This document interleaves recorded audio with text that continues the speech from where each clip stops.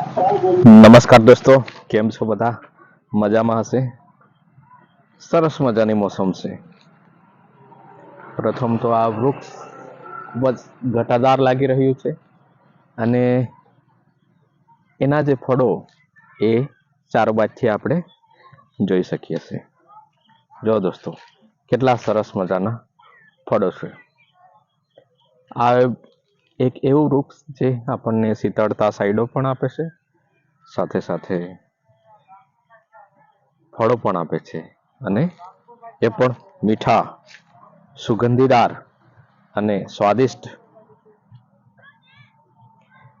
થોડા સમય પહેલા જ ઘણો બધો વરસાદ આવ્યો. ભર ઉનાળે ચોમાસીનું આપણને અહેસાસ કરાવ્યો. વરસાદ તો આવ્યો, પણ એવો વરસાદ કે જે ખૂબ જ પવન, વાવાઝોડા સાથે, વીજળીના કડાકા સાથે, આકાશ એકદમ કાળું. પણ અત્યારે વાતાવરણ ખુલી ગયું છે, મોસમ ખુલી ગઈ છે. આ સરસ મજાના જે વૃક્ષ છે, એ વૃક્ષ જે આંબાનું વૃક્ષ છે, એની શીતળતામાં કંઈક નવી મુમેન્ટ કરીએ કે કંઈક નવો વિડીયો બનાવીએ એવો વિચાર આવ્યો. એટલે દોસ્તો વિડીયો બનાવી રહ્યા છે. ટોપિક તો શું છે કે કુદરત. કુદરત એક એવી વસ્તુ છે કે જેને સમજવું મુશ્કેલ છે. માણસ આજે ક્યાંથી ક્યાં પહોંચી ગયો દોસ્તો. માણસ આજે આકાશ સુધી પહોંચી ગયો. આકાશથી એ જ્યાં આપણે હવા પણ, જે હવાની જરૂરત આપણને પડે, ઓક્સિજન નહીં મળે એવી જગ્યા પર પણ, બીજા ગ્રહો પર પણ એ પહોંચી ગયો.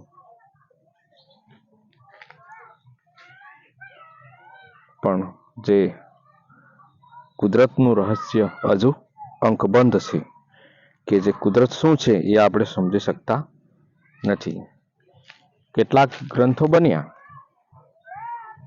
દાખલા તરીકે ભગવદ્ ગીતા, રામાયણ, મહાભારત, કે અનેક ધર્મોના ગ્રંથો બન્યા. એની અંદર વર્ણનો છે કે એની અંદર કંઈક એવી વસ્તુ છે કે જે આપણને જીવન ઉપયોગી છે. આપણે જીવનને આગળ વધારવાનું કર્મનું જ મહત્વ એની અંદર, દરેકની અંદર આપવામાં આવ્યું છે.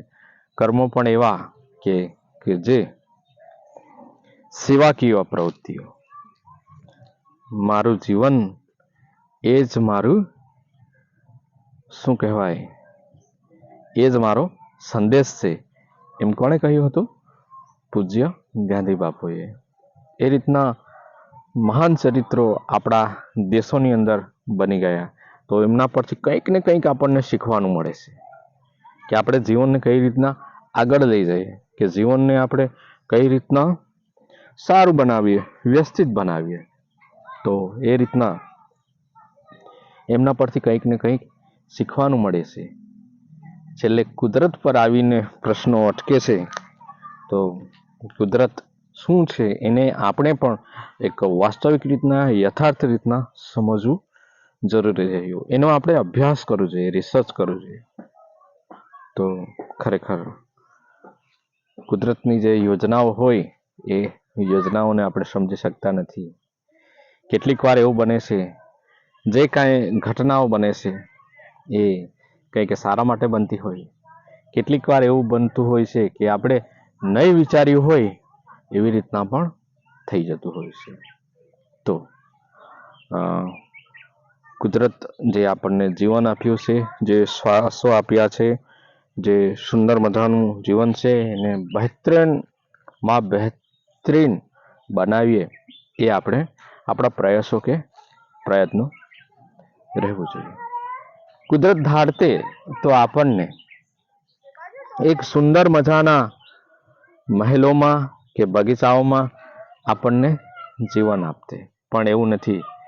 આપણને બંધ મુઠ્ઠી સમાન આપણને જીવન આપ્યું છે, એ પુરુષાર્થથી કે મહેનતથી જ એ ખુલી શકે. કહેવાનો મતલબ એ દોસ્તો કે આપણી અંદર જે આવડત છે, કૌશલ્યતા છે, એને જ જો આપણે પ્રયત્નો કરીએ તો જ આપણે આપણા કાર્યોને એક નવી દિશા આપી શકીએ. એટલે આપણામાં જે કાંઈ પ્રતિભા છે, આવડત છે, એ પણ આપણે જાતે જ શોધવાનું છે. જાતે જ એને આપણી અંદર શું છે એ આપણે જોવાનું છે. અને ત્યાર પછી આ સંશોધનનો વિશાળ સમુદ્ર આ દુનિયાની અંદર ચારો તરફ ફરી રહ્યું છે, તેમાંથી આપણે પરચેસ કરવાનું છે અને કંઈક એવું સેવાકીય સારી પ્રવૃત્તિ કરવાની છે. પોતાનું પણ ભલું થાય અને સૌનું પણ ભલું થાય એ પ્રમાણે જીવન જીવવાનું હોય છે. તો દોસ્તો, આ જીવન ખૂબ જ કિંમતી હોય છે. તો આ જીવન ખૂબ જ કિંમતી છે. તો એ કિંમતી જીવનને આપણે વેડફવાનું નથી. બીજા ઘણા બધા શોર્ટકટના રસ્તાઓ મળે છે આપણને, જેવી રીતના કે વ્યસન, ત્યાર પછી જુગાર કે અસામાજિક તત્વો. તો એ બાજુ આપણે દોરાવાનું નથી, પણ જે સારા રસ્તાઓ છે, જે મહાન ચરિત્રો દ્વારા જે ચીંધવામાં આવ્યા છે માર્ગો, એ માર્ગોને આપણે તરફ જવાનું છે. તો એ રીતના આપણે જોઈશું તો આપણે એક સારા વ્યક્તિ બનીશું. વ્યક્તિ બન્યા પછી આપણી અંદર માનવતાને પણ આપણે ધ્યાનમાં રાખવાની છે અને એ માનવતાના આધારે આપણે કાર્ય કરવાના છે. આ કેરી જોઈને ખરેખર આનંદ થાય છે દોસ્તો, કારણ કે ઘણા બધો વરસાદ આવ્યો, ખૂબ જ પવન આવ્યો, કેટલાકના પતરા ઉડી ગયા, કેટલાકના નળિયા ઉડી ગયા, પણ સહી સલામત આ ઝાડ છે અને ઉપર ઘણી બધી કેરી લાગી છે, પણ કેરી પડી છે પણ ઓછી પડી છે. તો એમાંથી એ પણ શીખવાનું મળે છે દોસ્તો કે એવા વાવાઝોડા આવે, પવન આવે તો આપણે પણ થોડું ધૈર્ય અને સંયમ રાખવું જોઈએ. તો એના આધારે આપણે પણ આપણા જીવનના રસ્તા પર ટકી શકીએ, મજબૂતાઈથી ઊભા રહી શકીએ અને આપણા હાથમાં જે લીધેલું કાર્ય છે એ કાર્યને આપણે કરી શકીએ. કોઈકે સરસ મજાનું કહ્યું છે કે તારામાં તને એમ લાગે કે તારાથી એક ક્ષણ પણ ટકી ન શકાય, તને એમ લાગે કે તારાથી એક ક્ષણ પણ ટકી ન શકાય, પણ તે છતાં પણ તારા હાથમાં લીધેલું કાર્ય તું કદાપી છોડીશ નહીં. તારા હાથમાં લીધેલું કાર્ય તું કદાપી છોડીશ નહીં. એ સમયથી જ ભાગ્યનું ચક્ર ફરશે. તો આપણે આપણા જે હાથમાં લીધેલું જે કાર્ય છે, કંઈક જીવનના એચિવમેન્ટો હોય છે, ઉદ્દેશ્ય હોય છે, હેતુઓ હોય છે, તો એને આપણે એક માનવ છે, આપણે બધું કરી શકીએ છીએ. તો એને આપણે કરવાના પ્રયત્ન કરવું જોઈએ. અને બીજા જે કંઈ કરી રહ્યા છે, જેઓ ઉભારતા સિતારા છે, એમને પણ પ્રોત્સાહન કે માર્ગદર્શન પૂરું પડે અને કોઈક ભટકી ના જાય એને પણ દિશા નિર્દેશ કરવાની જિમ્મેદારી પણ આપણી છે.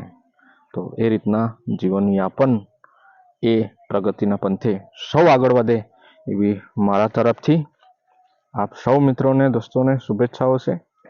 અને આ જે હવે હાલનો જે સમય છે એ ખરેખર ખૂબ જ સુંદર છે, કારણ કે આપણા બધાના શ્વાસો ચાલી રહ્યા છે. તો આ ધરતી પર આપણે છીએ, એનાથી મોટી ગૌરવવંતુ બાબત કોઈ નથી. તો દોસ્તો, અહીં આપણે વિડીયોને સ્ટોપ કરીશું. આગળ ફરીથી વધીશું નવા વિડીયો સાથે. તો સૌને નમસ્તે, થેન્ક યુ.